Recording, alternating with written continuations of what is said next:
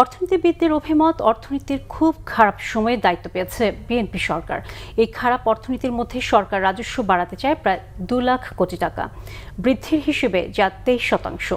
অর্থনীতিবিদরা বলছেন, কৃষক কার্ড, সামাজিক নিরাপত্তা জোরদার, বিশাল জ্বালানি ভর্তুকির জন্য বড় রাজস্ব আদায়ের কোনো বিকল্প নেই।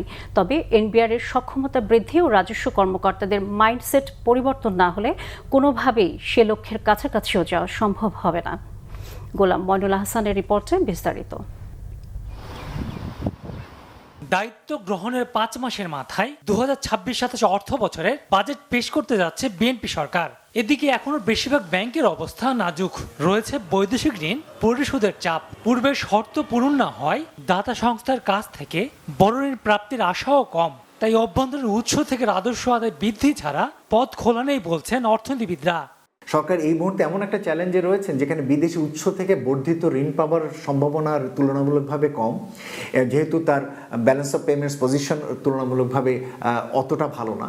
আবার একই সাথে অভ্যন্তরীণ উৎস থেকে সরকার যদি ঋণ নেন, ব্যাংক ব্যবস্থা থেকে প্রচুর পরিমাণে ঋণ নেন, তাহলে ব্যক্তি খাত যে ব্যাংক থেকে ঋণ নেবেন সেই সুযোগটা তার অনেকটাই কমে আসে। তবে এটাও বাস্তবতা যে বাংলাদেশে যে পরিমাণ রাজস্ব জিডিপি অনুপাত, সেটা এশিয়ার ভিতরে সর্বনিম্ন, যেটা আমাদের মতো উন্নয়নশীল দেশের সাপেক্ষে মোটেই গ্রহণযোগ্য না, এবং আমাদের এখানে রাজস্ব বৃদ্ধির যথেষ্ট সুযোগ রয়েছে। ডেফিনেটলি টাফ হবে।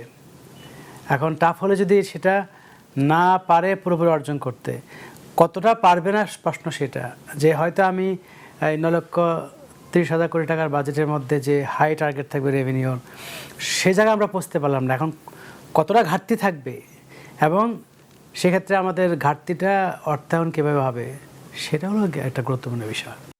বিদ্যমান এনবিআর কাঠামো দিয়ে রাজস্বের বড় জাম দেওয়া কঠিন বলে মনে করেন তিনি। রাতারাতি এনবিআর এর মানুষের যারা কালেক্ট করে তাদের যে স্বচ্ছতা, সেখানেও আমরা বদলাতে পারবো না। ফলে একটা বাজেটের পিরিয়ডে আমরা ধরে নেব যে এইগুলো একই রকম থাকবে, স্বচ্ছতা বলি, ঠিক আছে, বা তাদের যে ড্রাইভ সেগুলো একই রকম থাকবে। তো একই রকম থাকলে অর্থনৈতিক কর্মকাণ্ডের উপর নির্ভর করবে কতটা পারবে।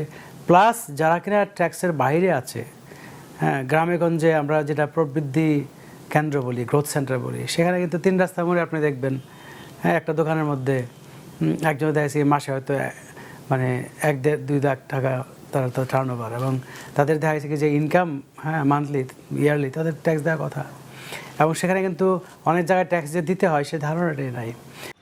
রাজস্ব বাড়াতে সম্পদ কর আরোপ সহ বেশ কিছু নতুন খাত তৈরি করতে চাইছে এনবিআর। যে সরকার নতুন ধরনের কিছু কিছু রাজস্ব আদায়ের উদ্যোগ নিচ্ছেন, কর আদায়ের উদ্যোগ নিচ্ছেন, উত্তরাধিকার কর, সম্পদ করের মতো বিষয়গুলো, এই ধারণাগুলো নতুন। তবে আমরা মনে করি যে গুরুত্ব দেওয়া উচিত আসলে গড়জালের বাইরে যারা রয়ে গিয়েছেন তাদেরকে নিয়ে আসা।